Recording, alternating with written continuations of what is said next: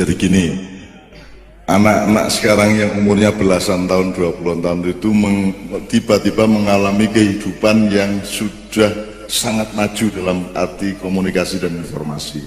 Kalau zaman dulu kan belum ada potret, belum ada percetakan, itu jadi ya menggedok tular. Setelah itu mulai ada percetakan kecil, ya kaya buletin kae, engko digandakan piro, sing ngerti ya kira-kira meng sejumlah orang yang digandakan itu. Bar kuwi ono mesin cetak sampai tingkat offset di mana satu hari bisa mencetak bisa 100.000, 200.000 sehingga yang baca 200.000. Jadi biyen ki untuk moco kuwi kudu ngenteni wartawan golek berita, wartawan nulis, terus digawa nang percetakane nyetak, terus bar kuwi lagi diiderke ning dalan ning omah-omah lagi iso maca. Saiki wis ora. Saiki ora perlu ngenteni percetakan, wis ora percetakan. Saiki iki jenenge online. Online ki pokoke kowe setiap orang kowe dadi redaksi, kowe dadi wartawan saiki. Kowe arep umum apa wae langsung. Kowe arep ngomong apa wae langsung, kan gitu. Jadi ini namanya online. Kalau dulu hanya radio, hanya suara yang bisa online. Aja dirungokke ning ndi-endi. Ning saiki iso diwaca, apa wae sing iso diwaca, iso didelok gambare, iso online kabeh. Jadi sekarang itu dilihat dari sudut kemajuan sangat maju, dilihat dari sudut bahaya komunikasi dan akhlak sangat bahaya. Sebab setiap orang tidak punya pertimbangan ketika dia memberi informasi maupun ketika dia menerima informasi.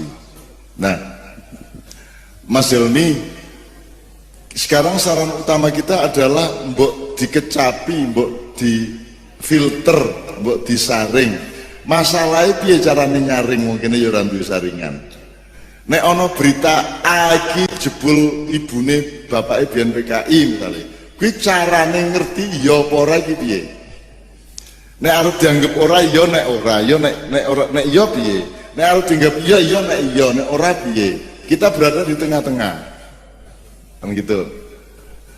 Satu-satunya jalan sebenarnya adalah penelitian. Kalau dulu koran itu punya persyaratan-persyaratan sehingga kalau dimuat oleh dia itu berarti relatif 70%, 80% mesti benar. Sekarang tidak ada verifikasinya. Saiki ora ono filter ya, jadi apa wae iso diomongke, iso diumumke. Bahkan disengaja untuk memprovokasi masyarakat juga bisa. Dan itu tidak bisa disaring. Nah, kue caranya bendino nyaring piye? Misalnya apa wes? Contoh berita di medsos misalnya apa, Mas? Kasih contoh satu. Apa wis? Ya karangan bunga kan wis cedol, ora perlu difilter pancen ono. Utawa nek karangan bunga arep ya apa ora ya kuwi nang Jakarta ndelok nang balai kota di kantornya Ahok bener nggak ada karangan bunga kan begitu. Dan kan harus diriset, harus diselidiki, harus ainul yakin kan gitu. Harus dilihat. Nah, sangat banyak berita-berita yang kita tidak mungkin ainul yakin, orang mungkin riset. Misalnya nek ado sing ado-ado Erdogan ki apik apa ora to jane, kuwi carane ndelok piye? Carane ki nyelidiki piye? Apa nang Turki kuwi? Kan ada metodologi, ada cara menganalisa sesuatu dan kita tidak punya semua itu. Apa meneh wong awam kaya kita semua? Tidak punya cara. Jadi kita tidak punya cara ilmiah, cara intelektual untuk memfilter atau untuk menyaring berita-berita itu. Maka menurut saya ada beberapa metode yang di atas itu. Siji filternya apa? Aku iki melu-melu, aku iki terkait ora karo masalah iki. Ngopo to aku iki melu-melu aku ora ono hubungane. Ngopo dadak aku ngomong ya apa ora, wong padha ora ngertine. Ya ora? Aku ngopo kerengan soal Ahok karo Anies wong Kudus. Gitu loh. Itu salah satu jenis filternya adalah Anda terkait apa tidak dengan berita itu. Kalau enggak, lama pokok urus. Apa meneh kok nganti berdebat karo kanca-kancane. Ngopo kowe berdebat tentang hal-hal sing jane dudu urusanmu. Maka di situ diperlukan orang berpuasa menahan diri kan gitu. Terus apa meneh? Piye carane kowe ngerti? Ki PKI bangkit tenan apa ora carane kowe ngerti piye? Carane kowe ngerti iki piye? Endi faktane? Nek kowe golek dhewe bendina ada berapa berita tiap hari di handphone Anda? Misalnya sing serem-serem 5 misalnya. Sing berita yang agak umum 10 nganti 15 misalnya. Kan setiap berita itu, setiap informasi itu harus Anda recheck. Terus piye caramu nge-recheck? Kayak kapan lemu nyambut gawe? Jadi sebenarnya kalau Anda tahu saya tidak masuk medsos. Saya masuk internet itu tentang saya tidak akan menyerap apa-apa dari internet. Kejobo data Kiai Jalil sopo tak doleki ngono tok. Ning berdasarkan kebutuhan saya tidak mau didatangi apa-apa sing ora cetha. Aku nek arep golek aku golek. Aku mlebu internet aku golek. Misale Arya Penangsang mati tahun piro? Ya. Apa jenenge kerise sing nyudet? Setan kober sing nyudet ususe dhewe kuwi tahun piro? Aku golek ning internet. Gitu ya.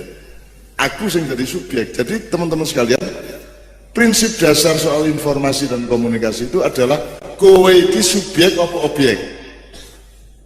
Kamu objek dari informasi atau kamu subjeknya? Kowe yang ditimpa atau yang menimpa? Ngerti maksudnya? Kowe lak meng mangap to dicuri to? Lah kok gelem kowe? Kudune kowe sing ngidoni. Nggih mboten? Aku sing ngidoni, aku ora tau maca. Aku ora tau maca internet, aku kejaba sing tak doleki. Ning ora gelem aku moro-moro dikongkon ngombe iki apa? Ora. Jadi Anda subjek apa objek? Anda fa'il atau maf'ul? Gitu aja. Menurut saya tolong jadi fa'il, jangan jadi maf'ul. Jangan jadi orang yang ditimpa informasi tiap hari. Wong Anda tidak punya filter untuk mengetahui ini bener apa salah. Akhirnya kowe meng inja akum fasikum binaba'in fatabayanu antusibu qauman bijala wa tusbihu ala ma fa'altum nadimin. Begitu. Kalau ada orang fasik datang dalam tanda petik membawa berita, kamu harus check and recheck, harus tabayun supaya kamu tidak menimpakan kebodohan kepada suatu kaum. Gitu ya, Bib ya. Nah, caranya check and recheck ya apa? Lah ngerti piye? Kan ra iso. Nah, aku mau terlibat, tak nganggo rasaku dhewe, pertama nganggo akalku cocok ora ya? Mosok ngene, ora wis. Utawa aku ora urusan karo iki. Aku iki urusan karo Gusti Allah, aku gawe apik sak iso-isoku nang kuwi tok. Perkara kae monggo, aku ora melu-melu, aku mau berdebat soal kuwi. Ning wong saiki kok seneng rasan-rasan, seneng berdebat kerengan untuk hal-hal sing nek jarene Habib Anis upile kere. Bertengkar untuk ngurusi upile kere, wis upil kere bisa. Jadi satu soal fa'il dan maf'ul. Anda tahu saya tidak punya akun Facebook, saya tidak punya akun Twitter. Saya hanya punya yang official, yang resmi itu caknum.com. Itu pun saya tidak baca. Itu urusannya teman-teman di belakang. Semua omongan saya dimuat di situ, tulisan saya dimuat di situ. Tetapi tidak membuka dialog. Kowe gelem panganan ra gelem buangen ngono tok. Wong dialog padha-padha ora sehate.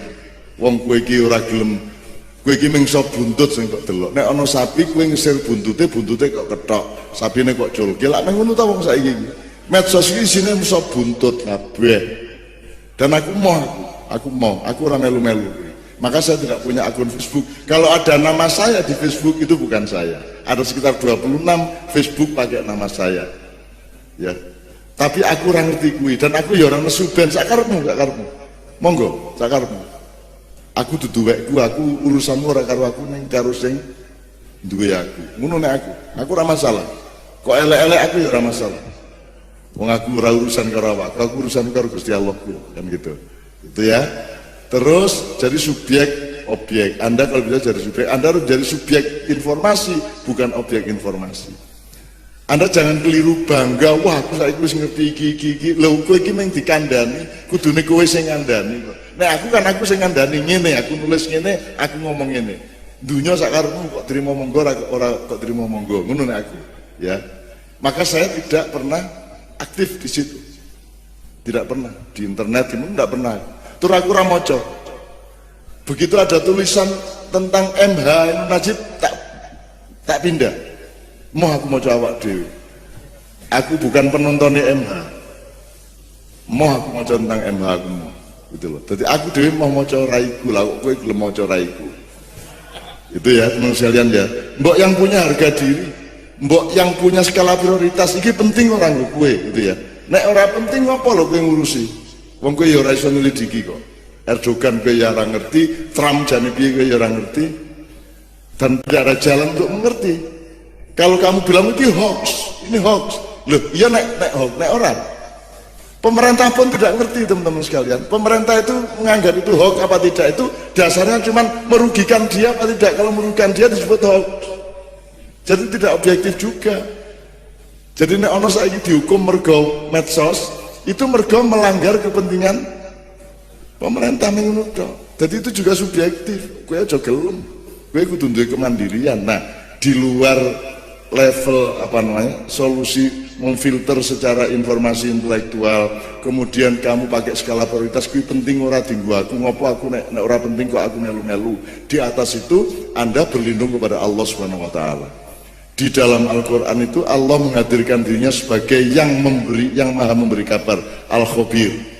Ya, nek jen kowe serius lagi, Al-Khabir itu selalu didahului oleh satu dari tiga sifat yang lain. Hakimul Khabir, Latiful Khabir, Alimul Khabir. Tiga itu. Ini pelajaran apa sebabnya Khabir kok digadukke karo Hakim? Berarti kue kudu akurat. Nek ora tenanan, nek ora jernih kebenarannya rasa kok enggo. Harus Hakim. Hakim itu nama, maha akurat, maha presisi. Jadi titis kuwi sing bener. Nek ngene-ngene iki urung bener kan itu. Makanya Al-Hakim Al-Khabir. Terus ada Latiful Khabir. Latiful Khabir artinya kowe kudu ndelok driji ki ora mung ketok driji. Kowe kudu iso ndelok getihe, ya ora? Ana getihe lho jero. Apa meneh? Sarafnya ket kudu iso kok delok.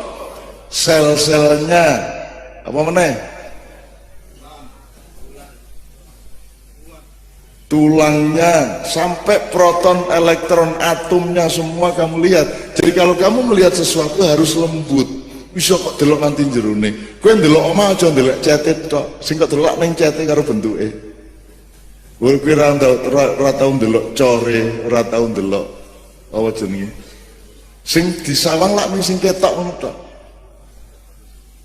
Itu. Termasuk kowe nang Borobudur sing kok delok aja sing ketok kuwi kudu ndelok nisore sing ketok kuwi. Nek kowe pancen arep dadi wong sing apa duwe ilmu tenan, duwe kejernihan hidup tenan itu. Nah, nek sing paling gampang ya kowe wiritan. Sak iso-isomu, sak eling-elingmu. Tadi kan ada pengawalnya Al-Khabir, Al-Khabir yang maha mengabarkan. Jadi ono Hakim, ono Alim, ono Latif. Jadi bar salat kok cicil wae ping 5 ping 7 apa ping 9. Ya Latif, ya Khabir, ya Hakim, ya Khabir, ya Alim, ya Khabir. Ngono lho. Kok balik-balik ora apa? Ya Latif, ya Khabir, ya Alim, ya Khabir, ya Hakim, ya Khabir. Ya. Kui akan membuat malaikat melindungimu dari hal-hal yang berbahaya bagimu melalui informasi-informasi itu. Malaikat akan bekerja untuk ikut memfilter. Gelem ora kowe? Aku iki ora tau nyapa malaikatmu. Kok sapa no? Assalamualaikum ben esuk ngono kae ya. Sapa nen kiwa tengen ngarep mburi disapa? Wong ngawal kowe terus ora tau disapa. Kayak kesepian sok sambat aku. Nah, bocah-bocah ora tau nyapa kula ya, Cak. Najan pekok ngono aku to. Jan ra ketok sing di sawang ning duit tok. Gitu, ora tau ndelok sing rada alus, al-latif gitu. Makanya belajarnya melihat yang lembut, sing ora kasat mata ya kudu kok delok. Sing sir itu artinya yang rahasia harus kamu lihat juga. Jadi ada yang tersembunyi, nek bahasa Indonesia ada yang tersurat, ada yang tersirat. Kamu jangan hanya membaca yang tersurat, tapi juga yang tersirat. Harus membiasakan diri itu, maka insya Allah meskipun kita tidak pakai menyelidiki dan meriset bahan-bahan yang diinformasikan itu, kita akan diselamatkan oleh Allah dengan terus-menerus menjalankan disiplin untuk terus-menerus lembut, jernih, akurat, al-hakim, al-latif maupun al-alim. Al-alim itu artinya ngerti tenan. Anda makan nasi, ya, itu karena yakin bahwa itu nasi. Kalau Anda tidak yakin, kamu makan enggak? Bahwa kamu tidak yakin ini nasi kok kadol kok plastik ya. Nek orang yakin kok pangan tuh. Kenapa sekarang kalau medsos kamu tidak yakin langsung kamu makan? Wong kowe urung ngerti tenan piye apa ora kok pangan. Karena kowe mangan sego, kowe nek kuwi cetha bojomu kok jak turu nang ora cetha kok jak ora. Ya gumantung ngono to. Kan harus jelas dulu mas. Ngombe nek pancen iki banyu tak ombe. Aku yakin tuh kudu yakin dan punya pengetahuan, punya iman sama punya ilmu. Kalau tidak punya iman dan ilmu terhadap sesuatu hal, jangan dilakukan.